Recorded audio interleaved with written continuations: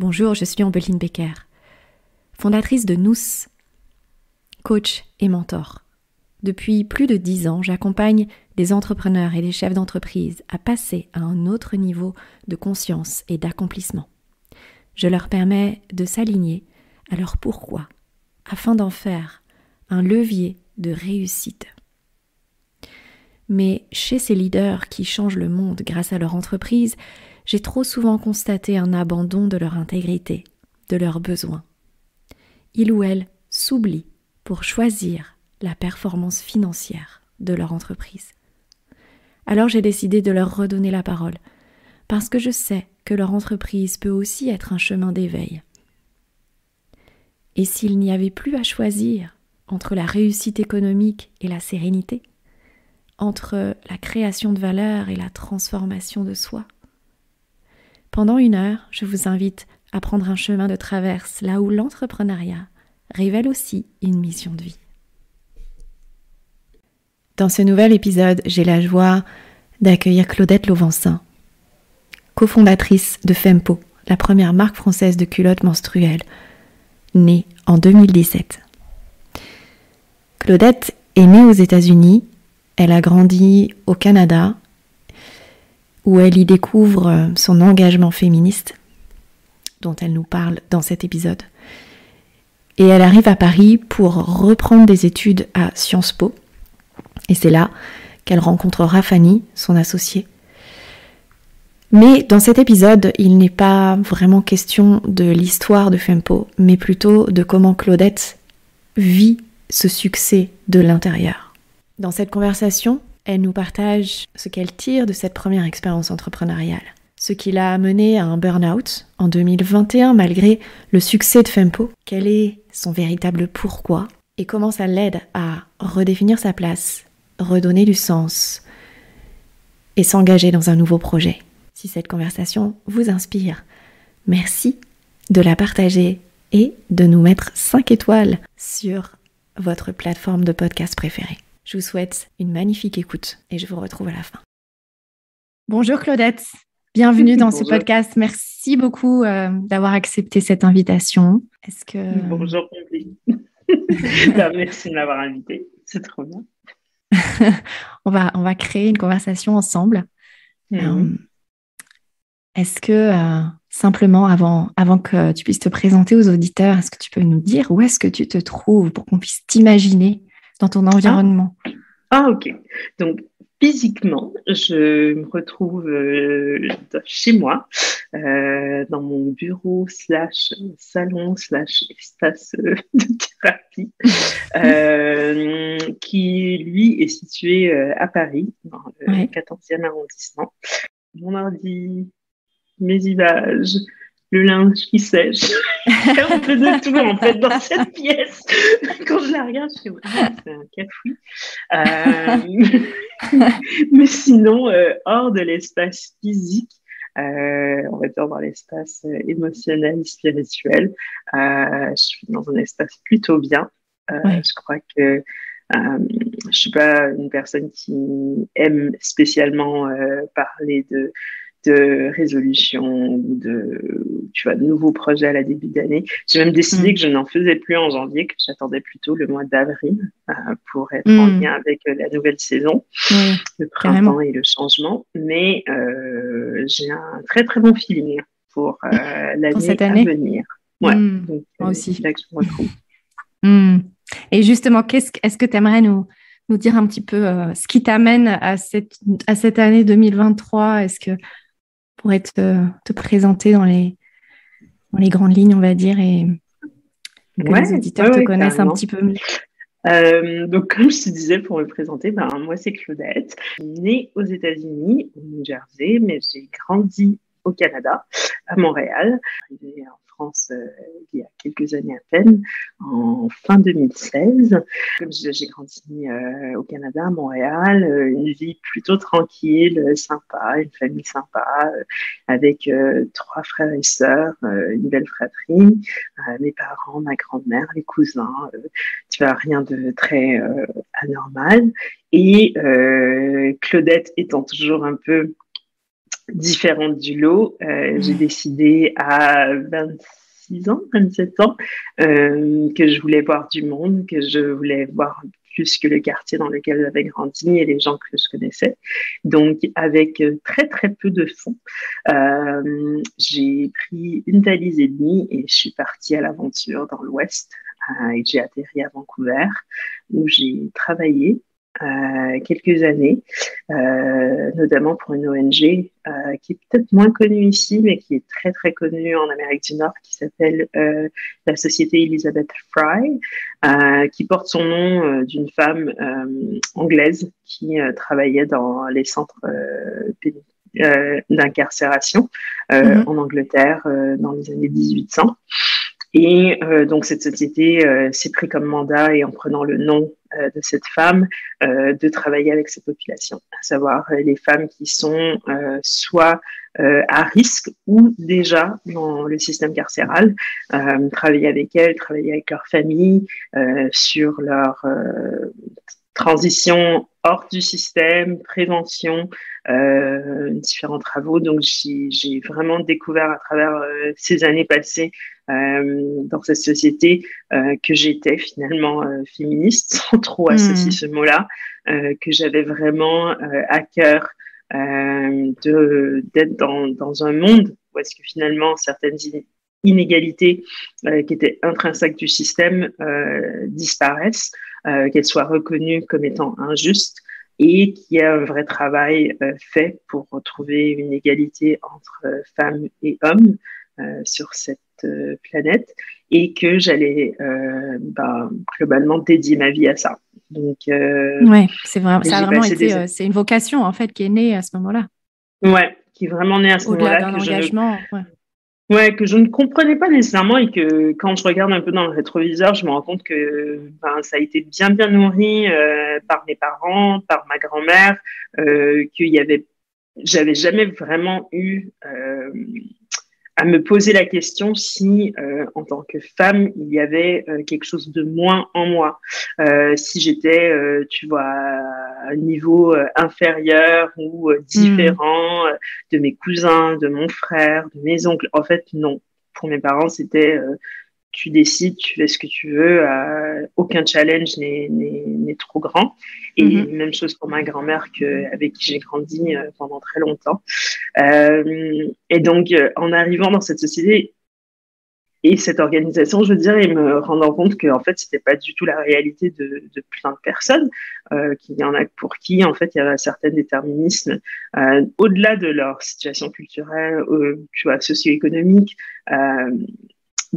leur genre, en fait, les mettait en situation de difficulté, en manque de ressources, et qu'en fait, c'était une boucle qui se répétait parce qu'il y avait un manque de connaissances par les politiques, par l'État, par les différents services sociaux. Donc, c'était pas de la méchanceté, c'était juste un manque de reconnaissance, un manque de connaissances finalement sur, en fait, une femme quand elle va en prison, quand très souvent c'est pour des crimes de survie, donc parce qu'elle a faim, parce que ses enfants ont faim, parce qu'elle est en danger.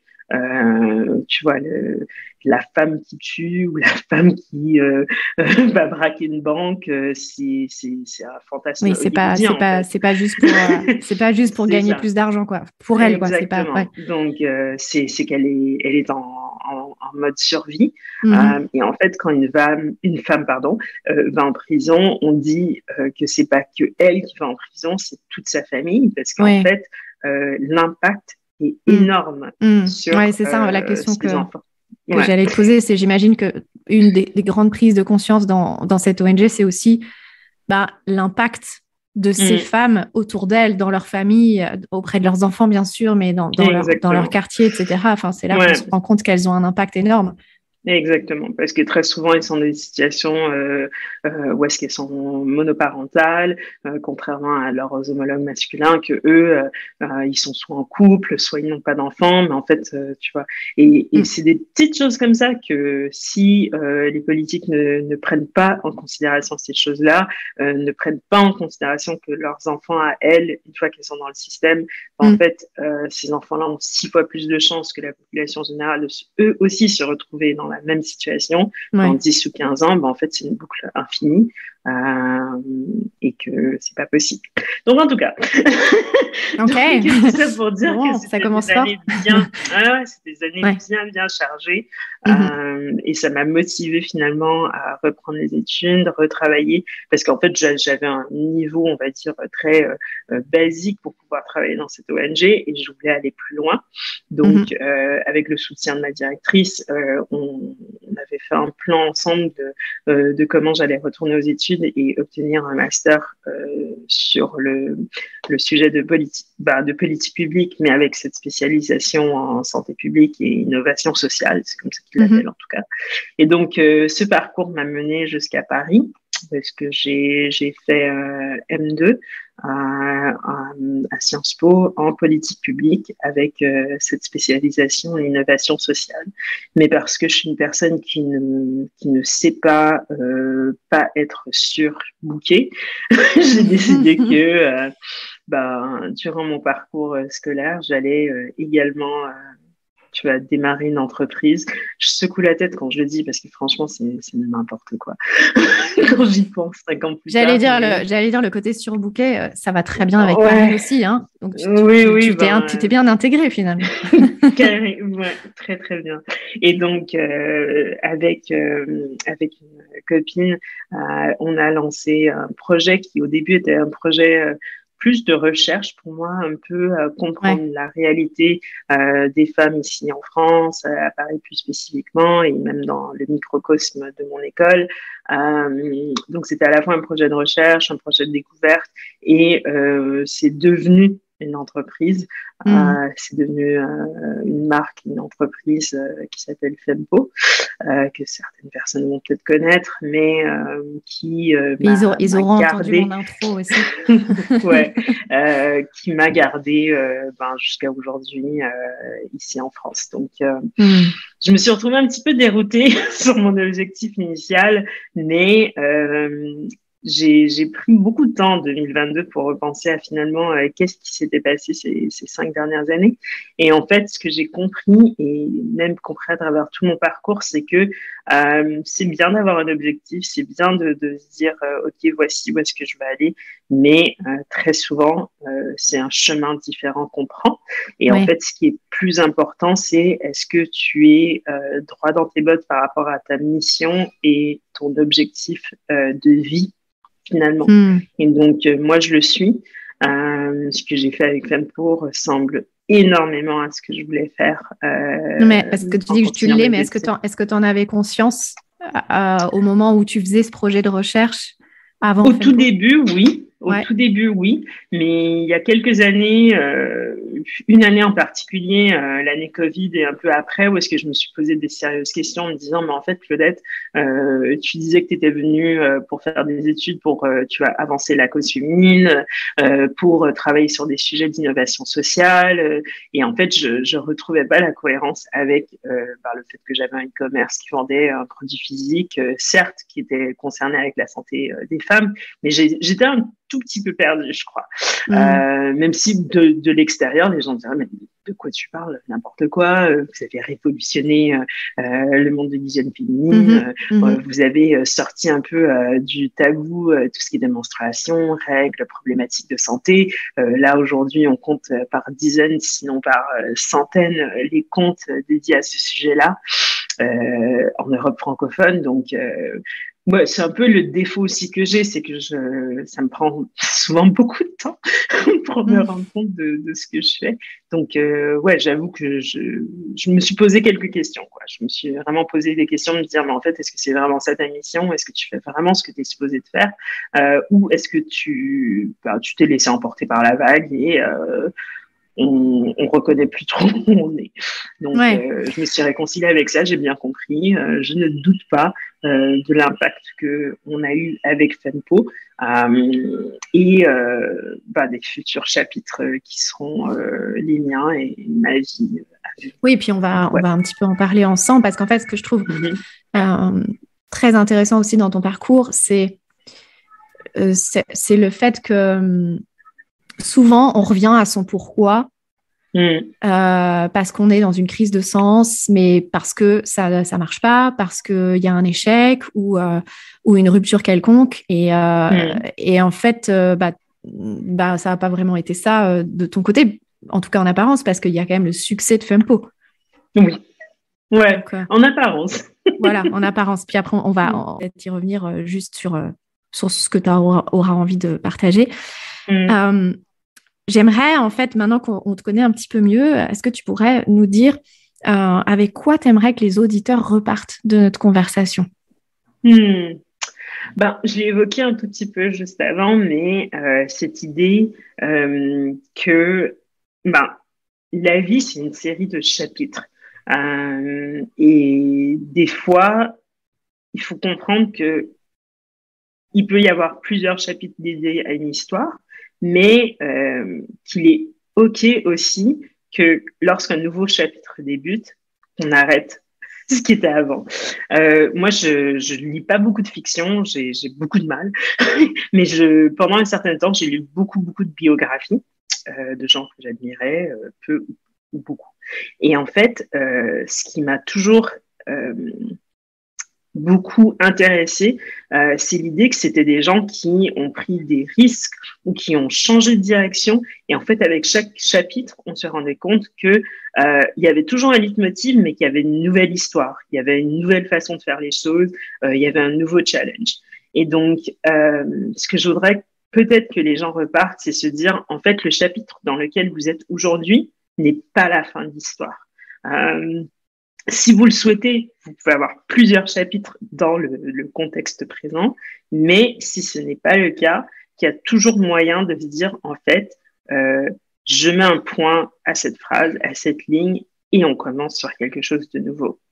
Parce que je crois que trop souvent, on se dit, j'ai commencé, tu vois, il faudrait que je trouve le bon terme, mais il y a un concept économique que j'ai appris toute jeune parce que j'ai fait des mineurs en économie, mais en fait, c'est ce concept de j'ai déjà investi X nombre de temps dans quelque chose, donc je ne peux pas l'abandonner. Je ne peux pas abandonner, sinon j'ai trop à perdre quelque part. Je perds ce que j'ai investi.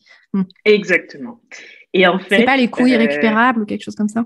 Ouais, ça doit être ça, sunk cost en anglais, ça s'appelle sunk cost. Donc les coûts enfouis, les coûts perdus. Mais oui, je pense que c'est ce que c'est. Et en fait, j'ai appris ce concept-là, je crois que j'avais peut-être j'avais 21 ans ou 20 ans. Et en fait, le prof, il a illustré la chose, tu sais, quand tu es dans l'arrêt de bus et tu dis, ça fait 5 minutes, ça fait 7 minutes, ça fait 10 minutes. Ah non, mais je peux pas partir maintenant, ça fait 7 minutes, forcément, le bus va arriver. Et en fait, des fois, j'ai l'impression que cet arrêt de bus, moi, dans ma vie, je me suis retrouvée dans cet arrêt de bus et je me suis dit, maintenant, Claudette, tu peux pas lâcher le truc. Franchement, que ça soit quand j'ai commencé mes études, parce que je me suis permis de prendre une année de césure et après j'ai repris, mais au bout de la deuxième année, je savais que je voulais partir. Mais en fait, j'ai investi une année en plus quand finalement, quand je suis partie, j'étais c'était pas du temps perdu, mais franchement, c'était n'importe quoi. Il y a d'autres moments aussi dans ma vie parce que des fois, je suis partie trop vite et ça aussi, c'est une erreur. Mais je crois que ceux qui me connaissent bien me décriront comme la personne qui n'a pas peur par moment de juste arrêter et recommencer. Parce que la vie est trop courte. Bien sûr. Il y a trop de trucs à faire. Et peu importe l'échelle dans laquelle la personne se retrouve aujourd'hui, parce que je crois que c'est aussi un luxe que j'ai, de par ma situation, de par le fait que j'ai un compagnon qui est hyper flexible, les différentes folies, que j'ai cette espèce d'âme aventurière, que je suis peu attachée au bien matériel que j'ai cumulé avec mes 40 quelques années sur cette planète. Je crois que je peux compter sur les doigts d'une main les trucs que je mettrais dans une valise si tu fallait faire allez go. Donc tu vois, c'est une personnalité aussi. Donc c'est pas tout le monde qui va s'y retrouver, mais je veux que les gens comprennent que ouais, ce concept de sunk cost, il existe et que ouais. Et il existe aussi beaucoup chez les entrepreneurs. Hein. Ben ouais, ouais. Et cette peur, effectivement, aussi, il y a aussi la peur du changement, la peur de perdre et la peur du changement. Ouais. Et alors, pour faire justement la transition, je reviens un petit peu sur ce que tu disais tout à l'heure, sur le recul que tu as pris sur les 5 dernières années, sur peut-être ce qui a fait que tu as vécu ces cinq années de cette façon. Et puis, là où tu en es aujourd'hui, cet espoir ou ces perspectives qu'on a, que tu ressens pour 2023. S'il y avait justement un apprentissage de ce parcours d'entrepreneur avec Fempo, ça serait quoi? Oh my God, il y en a tellement. Un apprentissage. Je ne sais pas si c'est spécifique à Fempo, mais c'est sûr que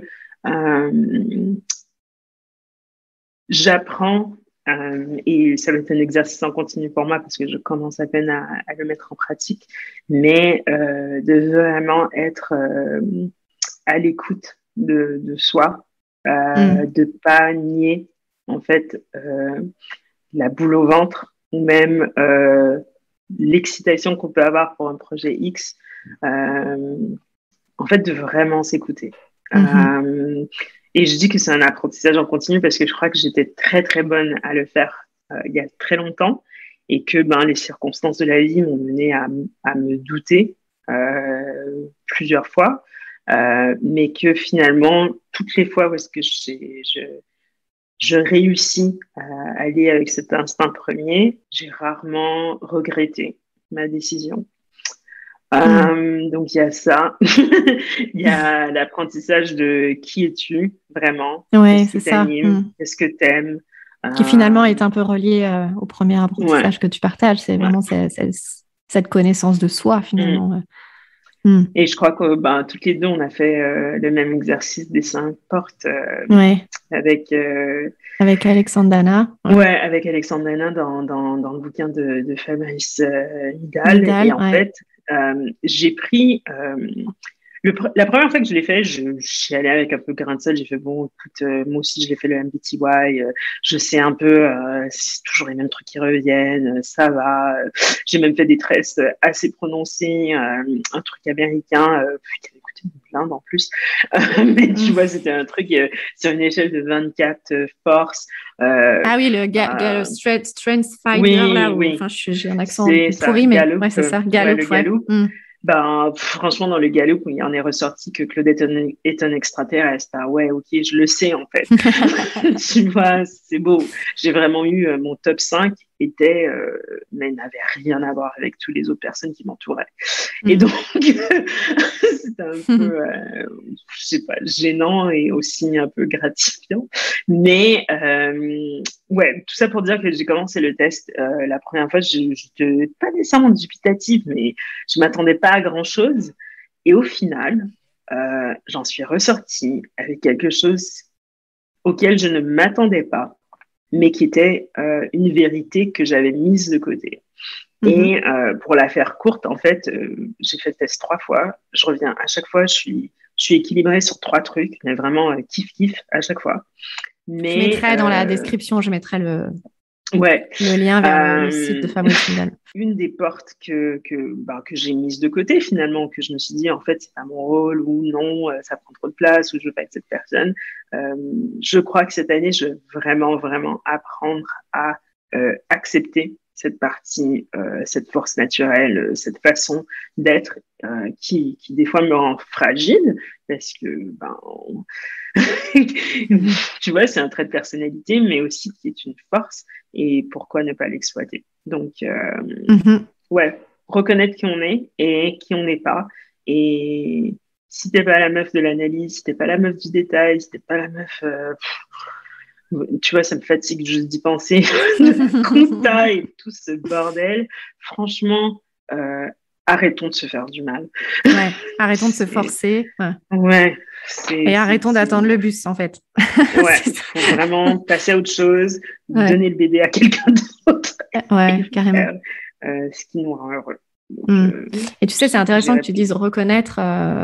Moi, dans mes dans les 5, enfin, j'ai créé un processus d'alignement en 5 étapes et reconnaître est la première étape. Donc, reconnaître, effectivement, quoi de mieux qu'un chemin d'entrepreneuriat pour reconnaître notre unicité, nos forces, nos faiblesses, mais notre juste qui on est réellement, notre vérité. C'est pour moi, l'entrepreneuriat est une forme de dépouillement aussi vers soi. Donc, reconnaître et après, c'est l'accepter. Comme tu le dis, en fait, je suis comme ça et à un moment, il faut arrêter de forcer de l'autre côté. Donc, voilà. Et après l'acceptation, il y a l'engagement pour incarner et pour œuvrer. Ce sont les 5 étapes. Et je trouve que tu t'incarnes très bien ces 5 étapes. J'essaye un tout petit peu. On se donne rendez-vous en fin d'année. Mais déjà, le reconnaître, c'est énorme pour moi. Parce que c'est vrai qu'il y a des parties de qui je suis ou de ma personnalité. Comme je t'ai dit, quand tu fais un test et tu passes limite pour un extraterrestre parce que tout le monde est comme, mais je comprends pas. C'est quoi cette force et donc, du coup, tu te dis, ah non, mais surtout, je peux pas, tu vois, c'est pas ce quoi les gens s'attendent. En fait, c'est n'importe quoi. Parce que si c'est une force, pourquoi ne pas l'utiliser? Et comme tu as dit, l'entrepreneuriat, c'est un espace hyper propice pour ça, parce qu'en fait, on crée tous les jours un peu notre monde. Et donc, on n'est pas obligé, contrairement, obligé c'est un gros mot, mais on n'est pas dans le cadre de quelqu'un d'autre finalement. Tu vois, Oui, après, on est quand même pas mal biaisé par les contraintes financières aussi, par le besoin de rentabiliser l'entreprise, etc. Et justement, je voulais un petit peu venir sur tout ce sujet-là. Tout à l'heure, tu réagissais sur le fait que parfois la crise de sens vient d'un échec ou d'une lassitude ou d'une rupture, et on revient, c'est à ce moment-là qu'on revient à sa vérité, à son pourquoi. Est-ce que tu as envie de nous partager quelque chose par rapport à ça, de ton expérience à toi? Tu veux dire comment j'en suis arrivée à mes conclusions d'aujourd'hui? C'est ça. Comme je disais, ça a commencé un peu après l'année Covid, parce que pour moi, c'était toute une année, c'est pas un début ou une fin. Peut-être avant, Claudette, parce que moi, je connais un petit peu le contexte, peut-être on peut simplement dire à nos auditeurs pour qu'ils comprennent ce que tu vas partager, quelle est ta situation aujourd'hui? Ah oui, aujourd'hui, je ne suis plus dans l'opérationnel chez Tempo. Je maintiens mes parts, je continue à être associée de l'entreprise, mais pour ce qui est du day-to-day, je fais plus partie de ça. Donc concrètement, tu vois, c'est une entreprise dans laquelle j'ai bossé pendant 5 ans et là aujourd'hui, j'y suis plus. Donc c'est un gros changement. Pourquoi j'y suis plus? Parce que si tu veux, j'irai dans certains détails, mais essentiellement j'ai pris une bonne partie de l'année dernière, donc 2022, pour finalement décider en fait c'était quoi la suite, quel est le chemin que je veux prendre, qu'est-ce qui est important pour moi. Et je suis arrivée à certaines conclusions et c'est les projets sur lesquels j'ai commencé à me concentrer en fin d'année dernière et que j'espère qu'ils vont voir le jour en 2023. Je mets tous les efforts de mon côté. Je reste quand même, comme j'ai dit, dans cette mission et dans le leitmotiv qui est autour des femmes, qui est autour de leur santé, de leur bien-être, la reconnaissance de vraiment certaines inégalités qui sont parce qu'il y a peu d'infos ou que les choses sont mal comprises. Donc, et puis aussi qu'on a un corps qui fonctionne différemment. Exactement. Donc, en termes de mission, je reste dans le même quart de mission, mais ça sera en dehors de Tempo et en dehors de la menstruation, des culottes menstruelles. Donc, ça, c'est ma situation aujourd'hui. Je crois que tu es la première personne avec qui j'en parle. Donc, merci. Merci de nous faire ce scoop. C'est fou et je crois que je n'ai même pas encore mis à jour mon LinkedIn, il faudrait que je le fasse du coup. Je ne sais pas encore. Mais comment j'en suis arrivée là par cette prise de recul, voilà. Ouais, cette prise de recul. Dans les grandes lignes, ce qui est intéressant, c'est qu'en fait, l'année 2020, l'année Covid, pour moi, était une très bonne année. En fait, l'entreprise était en pleine croissance. On a embauché plein de nouvelles personnes avec des rôles plus spécifiques, donc des gens qui avaient vraiment des métiers, des connaissances précises, qui nous ont beaucoup aidés à faire grandir la boîte. On a eu tellement plus de contacts avec la communauté parce que finalement, tout le monde était chez eux, devant leur ordi, devant leur smartphone, à regarder les réseaux sociaux, etc. Donc, on a pris cette opportunité aussi pour renouer avec la communauté, échanger avec tout le monde, lancer des sondages, des questionnaires, des choses qu'on n'a jamais pris le temps de faire. Donc, en fait, oui, parce que ce qu'on peut aussi peut-être préciser pour les auditeurs, c'est que Fempo, c'est des culottes menstruelles, mais c'est avant tout une communauté autour d'une même cause. Exactement. Donc, cette volonté d'avoir une semaine de règles beaucoup plus sereine, mieux comprendre son corps, mieux comprendre la réalité physiologique, tu vois, allant des basiques, en tout cas pour moi, ce qui semblait être basique, mais que finalement j'ai découvert n'était pas du tout appris, mais des choses aussi simples que, en fait, c'est quoi le cycle menstruel?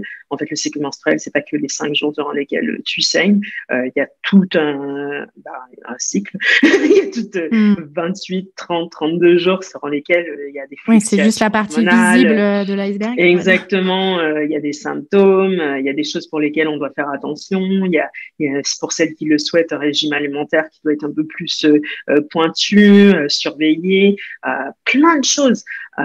Qu'est-ce que ça veut dire si on veut prendre le chemin de la maternité, comment ça se manifeste si on est plus proche de la périménopause, de la ménopause. En tout cas, il y a un monde d'informations qui n'est pas du tout partagé aux jeunes filles, aux filles adultes, aux femmes qui veulent avoir des enfants. En fait, personne ne sait ce qui se passe, sauf si on va à l'école et on étudie le truc. Donc, c'était un peu ce sur quoi on s'est lancé. Et passer beaucoup de temps avec la communauté cette année-là. On est ressorti avec une équipe qui comprenait la mission, même si pour la plupart, ils avaient été embauchés juste avant le Covid. Et en fait, on s'est retrouvés à 100% remote avec des gens avec qui on n'avait jamais vraiment travaillé en physique. Et moi, qui est une personne du réel, c'était archi compliqué, mais on y est arrivé. On est retourné dans nos bureaux, je crois, en fin mai, un truc comme ça, avec des gens juste après le confinement, finalement. Ouais. Tu vois, on était passé de 7 à 16, tu vois. Donc, et donc, carrément doublé. 16 personnes, c'est ça. Donc, avec une grosse partie qui n'avait toujours pas encore été en physique dans les locaux. En tout cas, tout ça pour dire que c'était... Oui, à Paris. Au centre.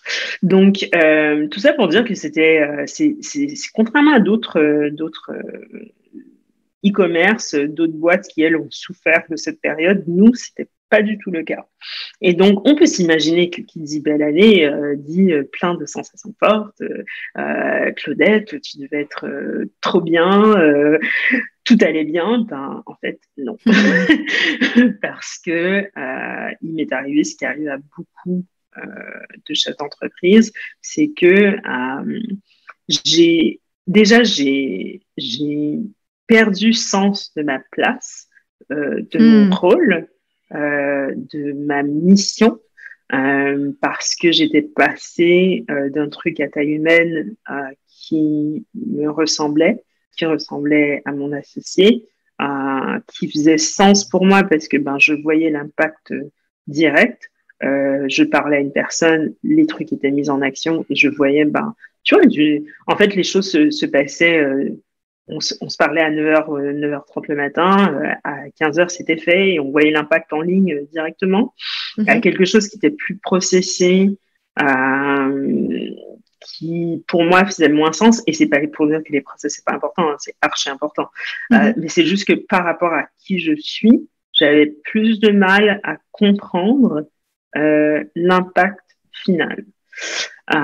Et donc, j'ai passé une partie de cette année-là à essayer de rattraper un peu un train en mouvement. Et en 2021, j'ai eu une année extrêmement difficile Pour plein de raisons. L'entreprise continue à grandir.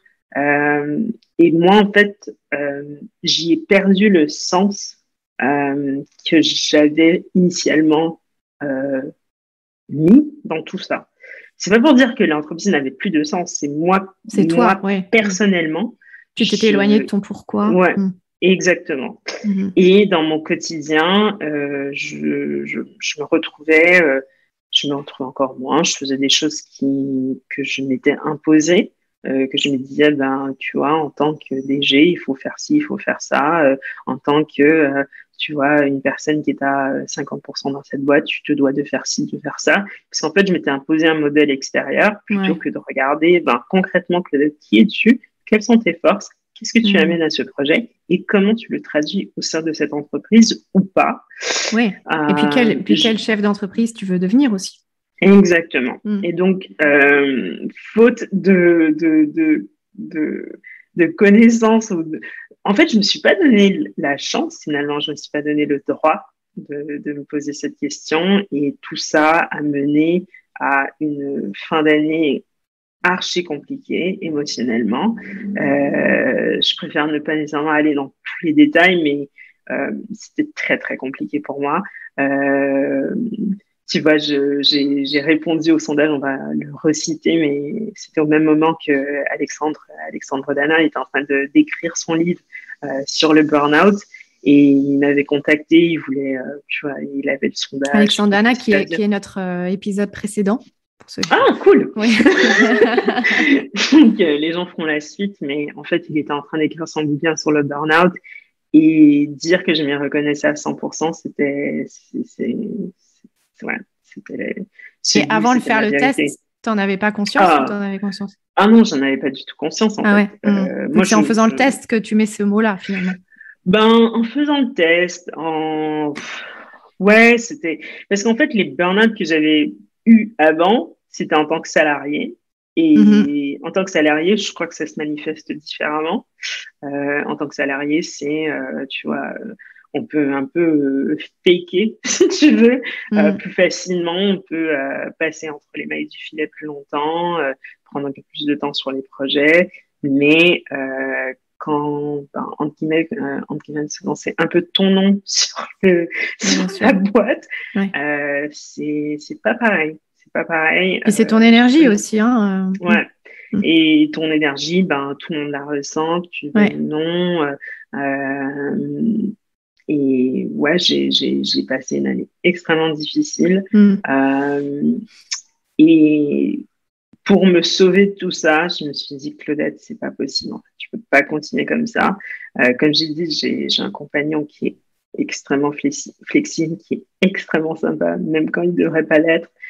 Et même lui, il savait plus trop quoi faire. Comme, on se connaît depuis très longtemps. Je crois qu'il m'avait jamais vu dans une situation de stress et d'angoisse comme celle-là.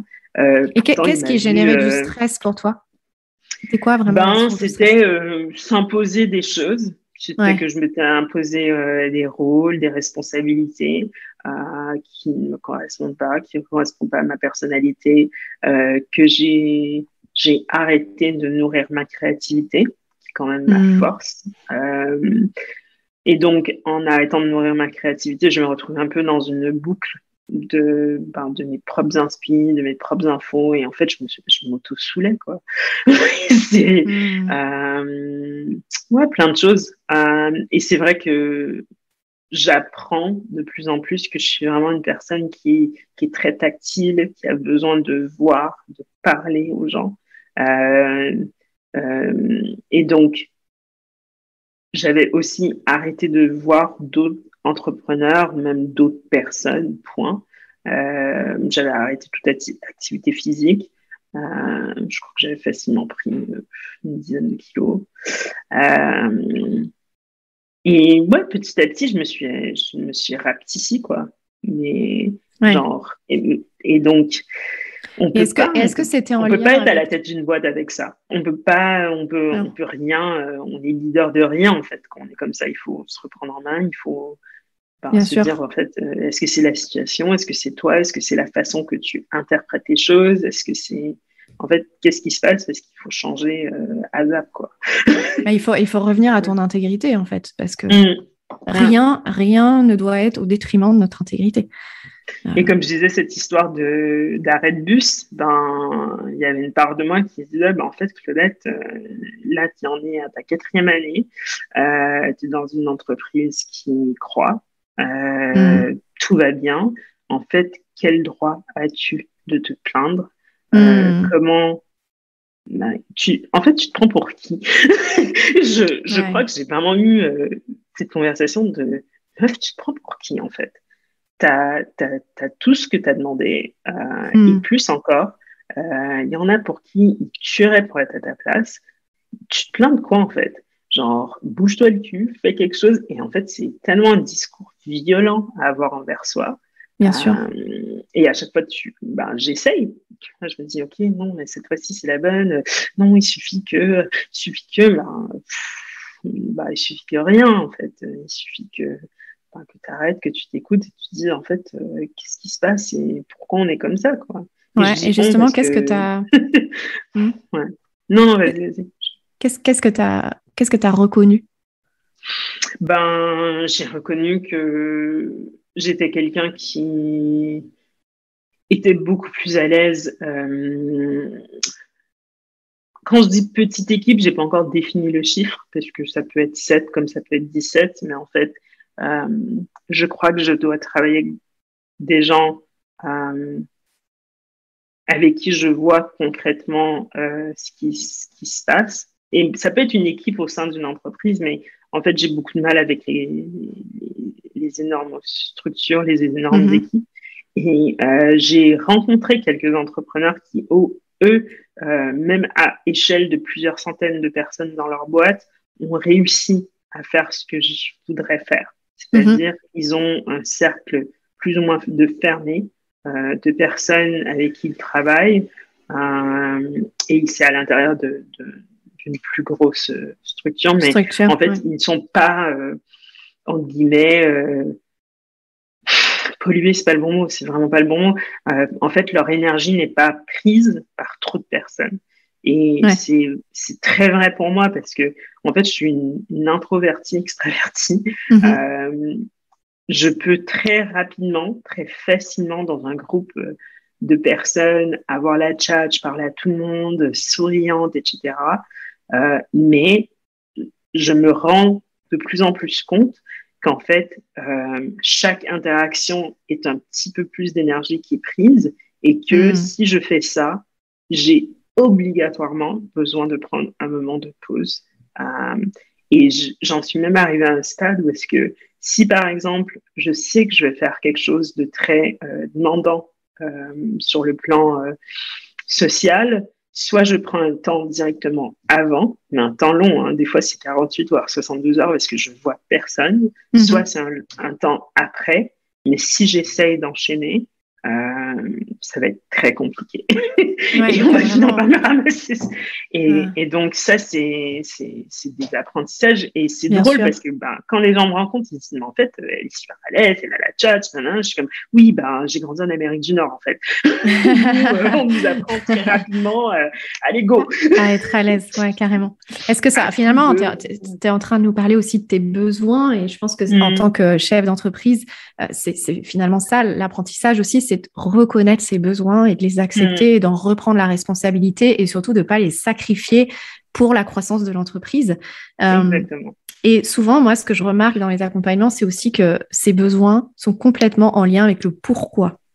Parce que là, j'entends ton besoin de préserver ton énergie, le lien, bien évidemment, mais un lien de proximité, peut-être même d'intimité. La créativité, j'ai peut-être entendu aussi une forme de liberté. Ouais. Ça serait quoi, en fait? Clairement. Qu'est-ce qui nous amène, enfin, tu vois, le pourquoi?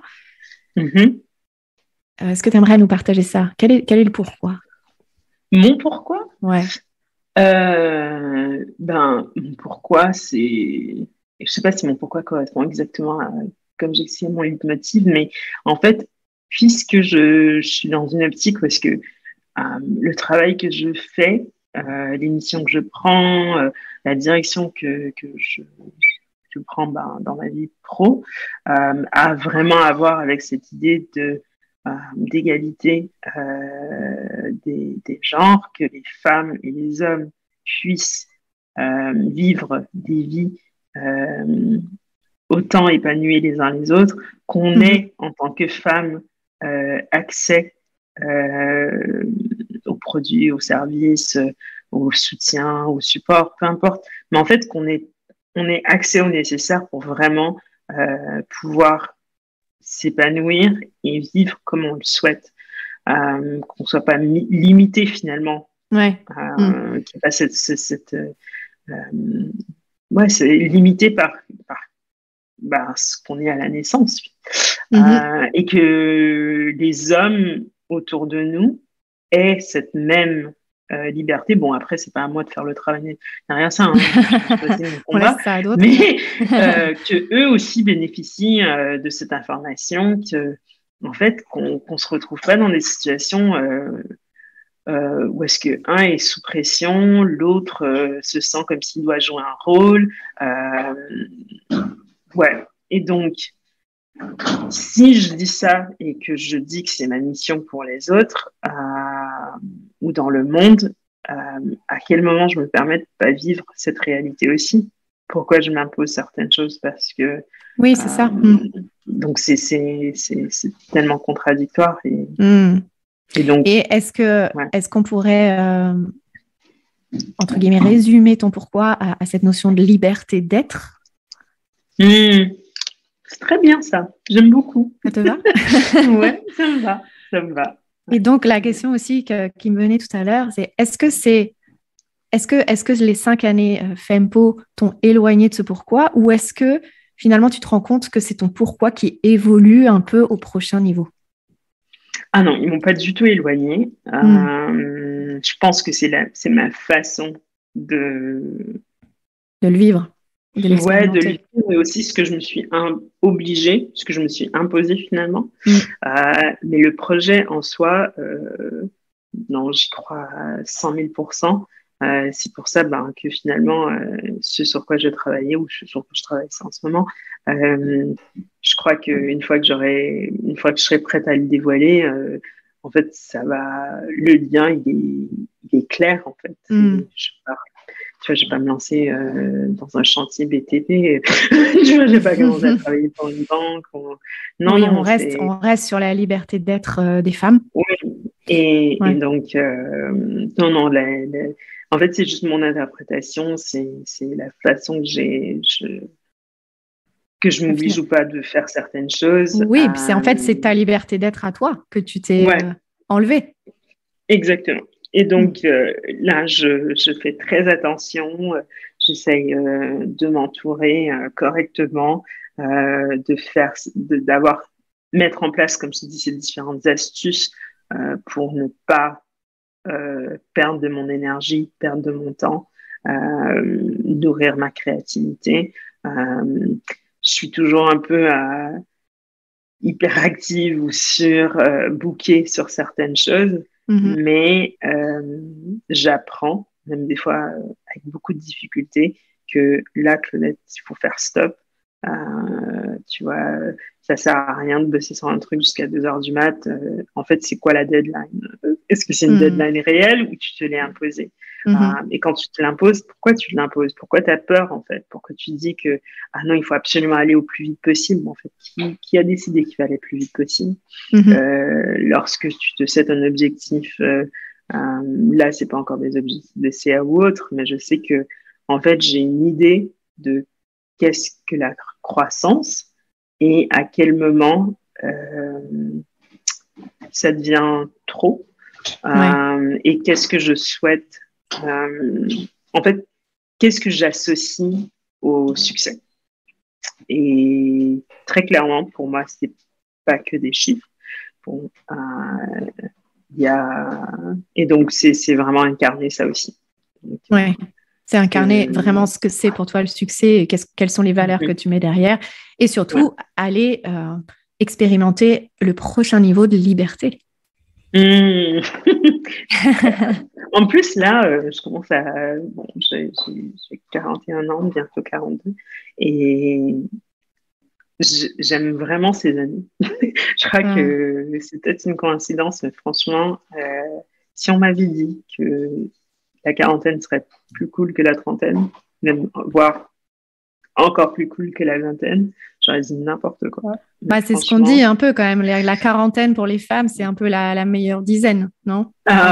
Franchement, j'ai vraiment hâte de la suite parce que je me sens tellement plus affirmée. Ouais. Genre, il y a plein de trucs que je me pose même plus de questions. Des questions que je me suis posées à 25, 35 ans parce que vraiment, je me suis noué le cerveau, quoi. Et là, c'est... lol. C'est... Genre, on s'en fout. Okay.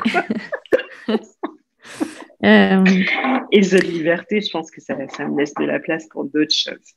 Donc, bien sûr. J'arrête de me polluer avec des détails qui sont... Et puis c'est aussi reconnaître ce que tu as reconnu, l'accepter, qui t'a permis de t'engager dans ce nouveau projet et même de recevoir ce nouveau projet. J'espère que tu reviendras dans le podcast pour nous en parler, nous parler de ta prochaine expérience avec plaisir. Et parce que tu sais, moi j'aime bien parler aussi de l'énergie d'une entreprise. Donc là, je trouve pas ça propice aujourd'hui de parler de l'énergie de Fempo, vu que tu t'en es éloigné. Et puis, c'est peut-être encore trop tôt pour parler de l'énergie de la nouvelle ou du nouveau projet, en tout cas. Ouais, parce que c'est plus l'énergie de Claudette. Voilà.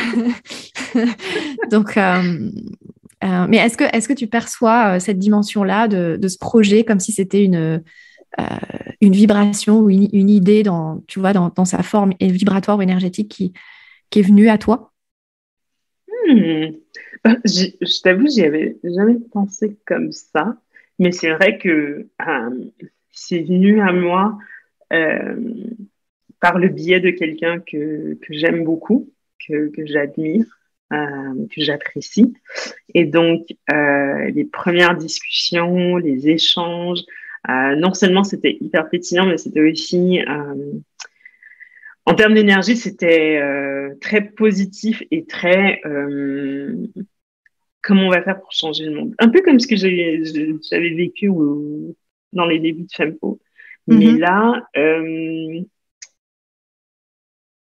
crois que, en fait, je suis en train de créer avec quelqu'un qui... en fait, finalement, j'ai fait la même chose la dernière fois, mais j'ai envie de créer quelqu'un que j'aime beaucoup. Ouais. Et ça, je crois que, bon, ça fait que 2 fois, donc on ne peut pas nécessairement parler de répétition, mais je crois que là où je vais faire très attention, c'est pour chaque nouvelle personne qui va venir se joindre à nous, il sera jusqu'à un certain niveau. Je ne peux pas dire qu'il faut que j'aime tout le monde, mais je crois que le cocon primaire doit être rempli, en tout cas pour moi, de personnes que j'aime beaucoup. Parce que donc c'est remettre l'amour au cœur de l'entreprise. Ouais, parce que sinon, je crois que l'aspect un petit peu transactionnel qu'on peut avoir au travail ne me convient pas. Même si à un certain niveau, c'est clair que c'est ce que c'est, mais en tout cas, mon premier cocon, je vais faire très, très, très, très attention que ça soit que ça, parce que finalement, ce sont ces personnes-là avec moi qui vont être les ambassadeurs, qui vont traduire la mission, la vision, le pourquoi. Et au-delà d'un produit, au-delà d'un service, si on n'est pas clair sur cette partie-là, ça sonne faux. En tout cas, pour moi, ça sonne très faux. Donc, faire très, très attention. Et peut-être aussi de reconnaître ce rôle de gardienne que tu as de l'amour et de la liberté. Ah, ça serait cool. Je note. De penser la nouvelle entreprise ou cette nouvelle association de cette façon. Tu vois, tout à l'heure, tu disais que pendant les années Fempo, tu avais perdu le sens de ta place. Et finalement, est-ce que ça serait pas aussi en lien avec ça? Ah, bah ouais, peut-être. Franchement, Ombline, t'es pleine de bonnes... Trop smart. Tu sais, mon intention dans ce podcast, c'est que ça inspire les auditeurs, mais que l'invité reparte aussi avec quelque chose. Et pour moi, c'est important. Merci. On arrive à la fin de notre conversation, Claudette. Est-ce que... Alors, on sait, on a déjà un petit peu répondu, mais qu'est-ce que tu aimerais nous partager par rapport à tes priorités pour ces prochains mois? Ah, mes priorités pour les prochains mois. Déjà, faire attention à moi. Quand je dis faire attention à moi, c'est faire attention à des choses très, très basiques, mais si on ne fait pas gaffe, ça décline surtout. Donc, mon niveau d'énergie, ma santé, mon niveau de joie. Peut-être pas au quotidien, mais en moyenne. Je veux faire très attention à ça. Donc, pour ça, j'essaie de faire des choses qui m'amènent de la joie, que ce soit rencontrer des gens, de nouvelles personnes, marcher dans la nature le plus souvent possible, passer du temps avec mon compagnon. Tu vois, plein de petites choses, mais qui m'amènent de la joie et qui ne sont pas juste dans ma to-do. Donc mais est-ce que c'est une question que j'ai très envie de te poser? Est-ce que c'est la joie qui nourrit ta liberté d'être ou est-ce que c'est l'inverse? Oh là, je ne sais pas du tout.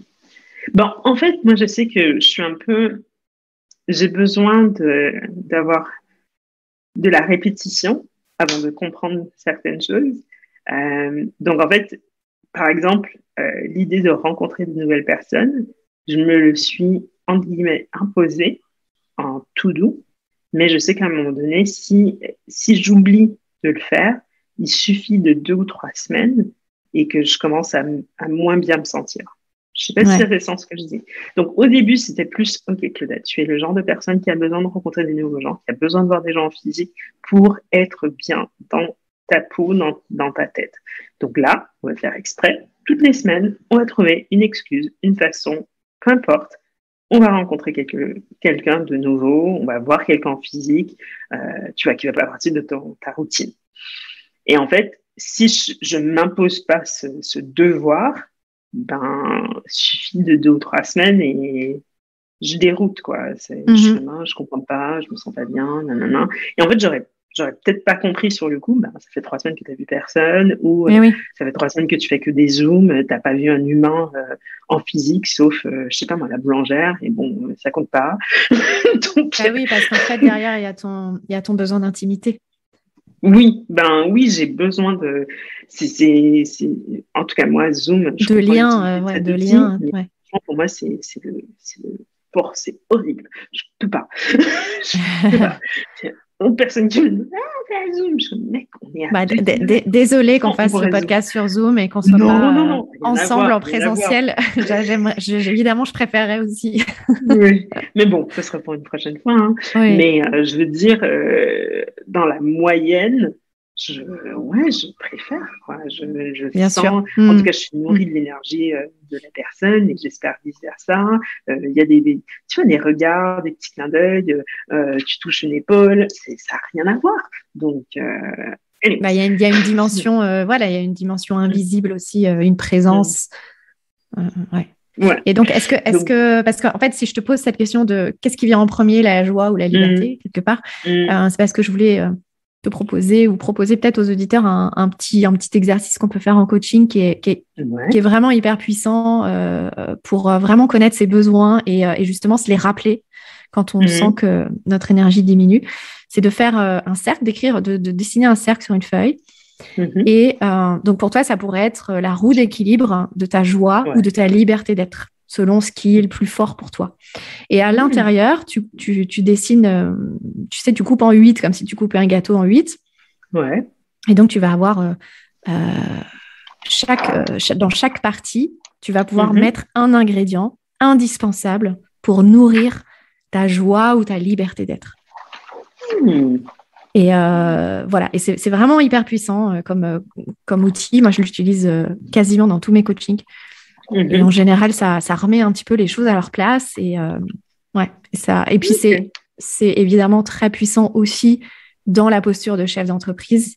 Parce que, à un moment, évidemment, on a compris aussi qu'on ne faisait plus la distinction entre le pro et le perso et que nos besoins d'un côté et de l'autre sont les mêmes. Donc voilà, ça permet aussi justement de redéfinir peut-être sa place, de redéfinir peut-être ses rôles dans l'entreprise. Qu'est-ce qui me nourrit? Qu'est-ce qui épuise mon énergie? Voilà, c'est vraiment très intéressant et je te le conseille. Et puis, une fois que tu as rempli, alors peut-être, tu vois, avant de remplir les cases directement, peut-être de faire la liste un peu en vrac sur le côté, puis après de regarder qu'est-ce qui est le plus important pour toi, de quoi tu ne pourrais pas te passer, en fait. Et une fois que la roue est remplie, tu peux évaluer entre 1 et 10 chaque ingrédient. Et donc, le 1 étant au centre et le 10 étant à l'extérieur du cercle, ça te permet de colorier jusqu'à combien il remplit cet ingrédient en termes de satisfaction actuelle, tu vois. Voilà. Et le rendu est assez puissant. Voilà. Si tu as l'occasion de le faire, tu me feras un retour, tu me diras ce que tu en ressors. Voilà. Ok, cool. Voilà. Parce que c'est vrai que dans cette conversation, on a beaucoup parlé de tes besoins et finalement de voir que c'était à ça que tu t'étais reconnecté. Et je souhaite que ce nouveau projet soit pleinement aligné à qui tu es et à tes besoins et à ta liberté d'être et voilà, que tu crées le meilleur pour toi et pour les femmes. En tout cas, on a hâte de découvrir tout ça, Claudette. J'ai hâte de vous le présenter aussi. Les réalités du produit physique qui n'empêchent pour l'instant, mais j'ai très très hâte. Franchement, je pétille. Ouais, ça se sent. Est-ce que tu as quelques minutes juste pour les 2 dernières questions? Oui, rapidement. Donc, j'aimerais savoir si tu avais des personnes que tu aimerais entendre dans ce podcast. Je sais. Qui je voudrais entendre? C'est vrai que j'écoute énormément de podcasts. Donc, il y a déjà plein de personnes que j'ai eues. Mais dans ton format, je serais intéressée. Bon, c'était une équipe, mais je serais très intéressée d'entendre. Je n'ai pas son prénom, mais c'est une des fondatrices de la marque Cure, Cure. Parce que c'est toujours intéressant. En plus, je crois qu'ils étaient un trio, 2 garçons et une fille, comprendre elle comment elle vit cette aventure. J'aimerais, de façon générale, je voudrais entendre de femmes entrepreneurs qui, elles, ont dépassé les caps des 10 ans. Parce que je crois qu'il y a quelque chose qui se crée, qui se transforme, de ce que j'ai pu comprendre, en tout cas d'homologue masculin. Mais j'aimerais bien comprendre l'expérience pour elle. Quand tu dis 10 ans, c'est 10 ans dans la même entreprise? Oui, 10 ans dans la même entreprise. Du démarrage, à la création de l'équipe, au end-off. Tu vois, et peu importe la taille, hein, je pense que, ça m'intéresse toujours quand on dépasse les 30, mais même si on a 20 ans, 10 ans d'expérience avec 20 personnes, en fait, c'est quoi ça? Ça ressemble à quoi? Le quotidien ressemble à quoi?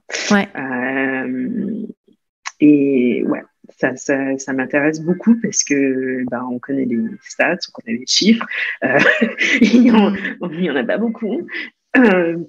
Et donc, des fois, c'est compliqué quand on essaie de trouver des modèles, de se dire, en fait, qui l'a fait avant moi. Et c'est aussi un des challenges parce que finalement, je sais que ce que nous, on a réussi à faire, c'est une minorité de personnes qui ont réussi à le faire, mais le cap d'après, il y en a encore moins. Donc, c'est ça. À nous de les retrouver, de trouver ces voies-là, mais si tu en connais quelques-unes, je serais vraiment hyper intéressée. Ouais, écoute, on va accueillir tout ça et on va les accueillir, qu'elles se manifestent. Parce que je crois vraiment que il y a y a une force énorme dans la représentation, en fait. Et si on j'ai quelques idées. J'ai une idée. Ouais. Je pense à Lucille Desjonquières, par exemple. Enfin, voilà, à voir. Mais oui, merci beaucoup pour cette proposition, Claudette. Et pour terminer, avec quoi repars-tu de cette conversation?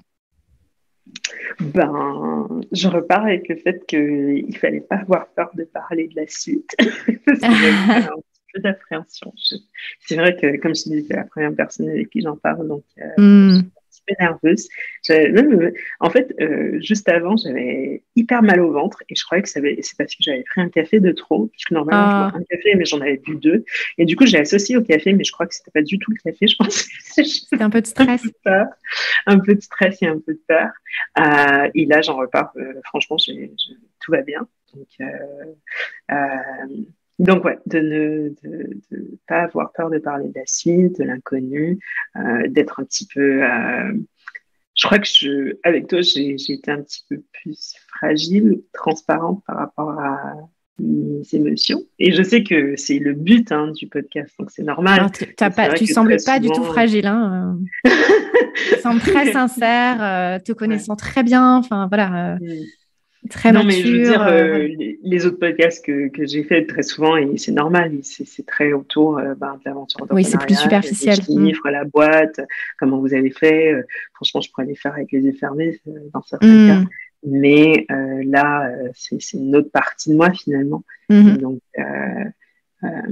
merci finalement de m'avoir laissé la chance d'en parler. J'espère que ça sera reçu comme avec l'intention que j'ai émise, c'est-à-dire d'être le plus transparente que possible, d'être vulnérable et comme ça, que ça ne gêne pas finalement, parce que je sais que pour certaines, je me dis, ai-je vraiment le droit?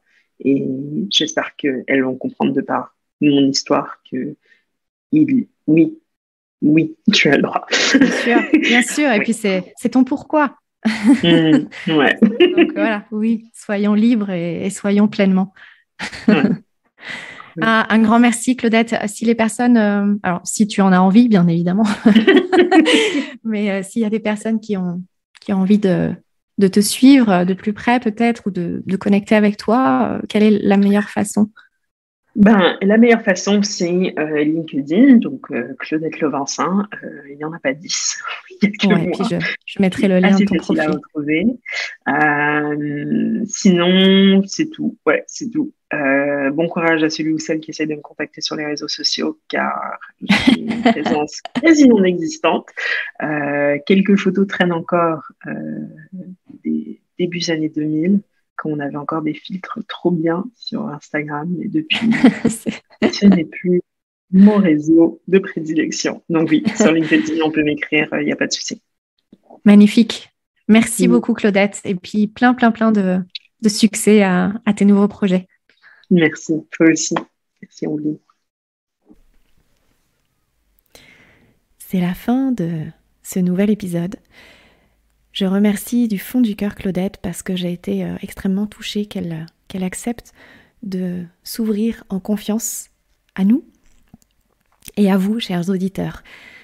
Alors, merci d'oser partager en commentaire ou de nous écrire pour savoir ce que vous ressortez de cette conversation, de ce que ça vous inspire et de ce que ça peut changer dans votre chemin d'entrepreneur. Je vous retrouve très bientôt pour un prochain épisode.